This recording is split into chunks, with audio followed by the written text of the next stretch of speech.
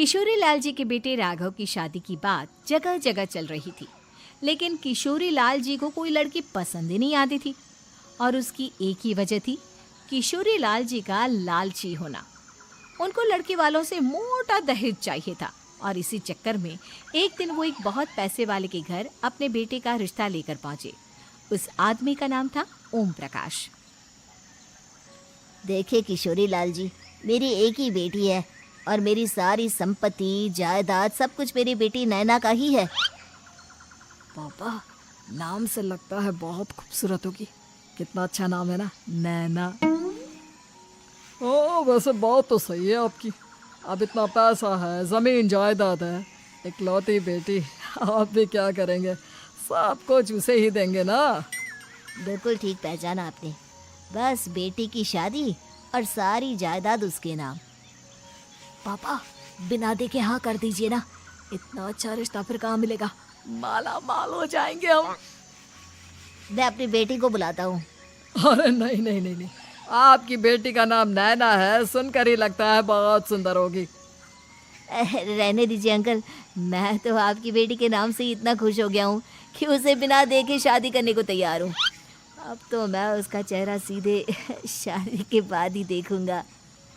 और इस तरह राघव नैना का चेहरा नहीं देखता और उससे शादी कर लेता है। शादी के बाद अपनी सुहाग रात पर जब राघव नैना का घूंघट उठाकर देखता है तो नैना की आंखें बंद थी। कितनी खूबसूरत हो तुम नैना, जरा अपनी आंखें खोलकर मेरी तरफ देखो तो सही। नहीं, मुझे शर्म आती है। अरे मैंने तुम्हें शादी से पहले भी नहीं देखा, और अब अगर तुम आंखें खोलकर मुझे देखोगी भी नहीं तो मुझे अच्छा कैसे लगेगा? इससे पहले कि नैना अपनी आंखें खोलकर राघव की तरफ देखती, अचानक से लाइट चली गई और राघव नैना को पूरी तरह से देख भी नहीं पाया। अगली सुबह नैना राघव के लिए नाश्ता बनाकर लेकर आई। अरे ये क्या, आधा पराठा सेका हुआ है और आधा बिल्कुल कच्चा। ये तुमने क्या किया नैना? बहू, तुमने क्या आधा पराठा तवे से नीचे लटका कर रखा था, जो आधा सेका है और आधा कच्चा? मुझे जितना दिखेगा उतना ही तो सीखूंगी ना पापा जी। जहाँ जहाँ मुझे नजर आ रहा था वहाँ मैंने सीख लिया, जहाँ जहाँ नहीं दिखा वहाँ कच्चा रह गया होगा। इसका क्या मतलब है? ये कैसा मजाक कर रही है तुम?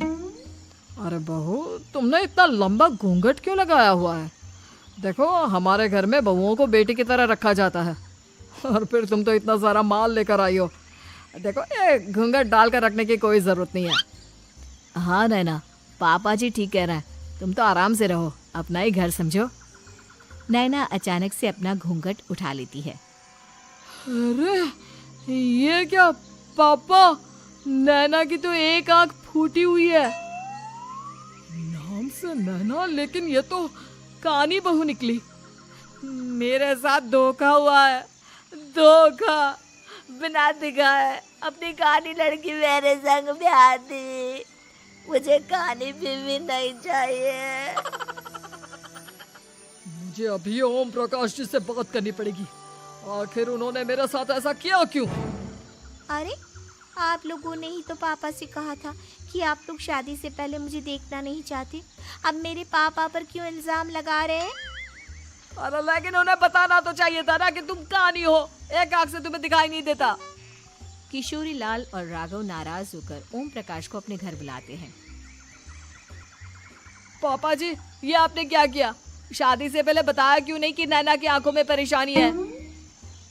अरे आप ही ने तो लड़की देखने से मना कर दिया था। और लेकिन आप बता तो सकते थे। आपको तो हमारी बेटी की प्रॉपर्टी चाहिए थी, वो भी पूरी की पूरी। अब क्या हुआ अगर उसे आधा दिखाई देता है? प्रॉपर्टी तो आपको पूरी मिल गई ना। अरे ये क्या बात हुई? मेरी शादी प्रॉपर्टी से नहीं, आपकी बेटी से हुई है। अब ये तो पहले सोचना चाहिए था, तब तो मेरी प्रॉपर्टी देखकर तुम्हारी जुबान लप लप आ रही थी। लेकिन मैं कानी लड़की को अपनी बीवी बनाकर नहीं रख सकता। पापा कुछ करिए ना आप। हाँ करता हूँ। देखिए ओम प्रकाश जी, आप हमारे साथ ऐसा नहीं कर सकते। और तुम देखो, अगर तुमने मेरी बेटी से शादी तोड़ी ना तो जो भी प्रॉपर्टी मैंने तुम्हें दी है वो तो पूरी की पूरी वापस ले ही लूँगा और आधी प्रॉपर्टी तुम्हारी भी लूँगा। अरे मेरी आधी प्रॉपर्टी भला क्यों लेंगे आप? इसलिए क्योंकि मेरी बेटी को आधा नजर आता है और उसकी नज़र अभी तक तुम्हारी आधी जायदाद पर ही पड़ी है। अब तुम उसे घर से निकालोगे तो कुछ तो लेकर जाएगी ना। और अगर हम आपकी बेटी को अपने घर की बहू बना कर रखे तो? तो तुम्हारी पूरी प्रॉपर्टी तुम्हारी ही रहेगी और जो मैंने तुम्हें दिया है ना उसमें से बस मैं आधा लेकर जाऊंगा। अरे लेकिन अब आप अपनी दी हुई प्रॉपर्टी में से आधी वापस क्यों लेकर जाएंगे? अगर मैं आपकी बेटी को अपनी पत्नी बनाकर रखने को तैयार हूँ तो? इसलिए ताकि भविष्य में अगर तुम मेरी बेटी को धोखा दो तो उसके पास कुछ तो रहे जो पति का हो। वैसे मेरे पास तो बहुत कुछ है लेकिन अपने पति की कोई निशानी तो उसके पास होनी चाहिए ना। अब अगर तुमने मेरी बेटी को कहानी कहा तो तुम्हें प्रॉपर्टी भी कहानी ही मिलेगी, पूरी नहीं। जमाए राजा। किशोरी लाल और राघव समझ चुके थे कि वो बुरी तरह फंस चुके हैं और अब उनके पास वहां से निकलने का कोई चारा नहीं है। अब समझ में आया ना, लालच बुरी बला होती है। एक तो तुम्हें प्रॉपर्टी मिली, ऊपर से बीवी मिली, उसमें तुम्हें नखरे भी दिखाने हैं। आए बड़े, चुपचाप बैठो तुम। कुछ दिनों के बाद नैना राघव की कार लेकर बाजार घूमने निकलती है और जब कार लेकर वापस आती है, ये क्या? एक तरफ से मेरी गाड़ी पूरी खराब हो चुकी है। लगता है तुमने मेरी गाड़ी को किसी दूसरी गाड़ी के साथ एक्सीडेंट किया है। अरे अरे कितना बड़ा नुकसान कर दिया तुमने बहू। वो क्या है ना पापा जी, मुझे एक आंख से दिखाई नहीं दे रहा था, सामने से गाड़ी आ रही थी। मुझे तो सिर्फ आधा ही दिखाई दिया और वो गाड़ी मेरी कार से रगड़ते हुए निकल गई। अब मैं क्या करूं बताओ? आप इसे ठीक कराने के पैसे कौन देगा? तुम्हारे पापा? तुमने मुझसे इस तरह से बात की? अभी रुको। नैना राघव की शिकायत ओम प्रकाश को कर देती है। देखो राघव, अब जो मेरी आधी प्रॉपर्टी तुम्हारे पास थी ना उसमें से आधी और मैं लेकर जाऊंगा क्योंकि तुमने मेरी बेटी को डांटा। अरे नहीं नहीं पापा जी, गलती हो गई, माफ कर दो। गलती की तो कोई गुंजाइश ही नहीं। अगली बार मेरी बेटी को डांटा तो बची हुई आधी में से आधी और ले जाऊंगा। लालच के चक्कर में हम दोनों ने बहुत बड़ी गलती कर दी बेटा। एक तो तुम्हें कानी बहू मिली और ऊपर से जो माल मिला वो भी काना।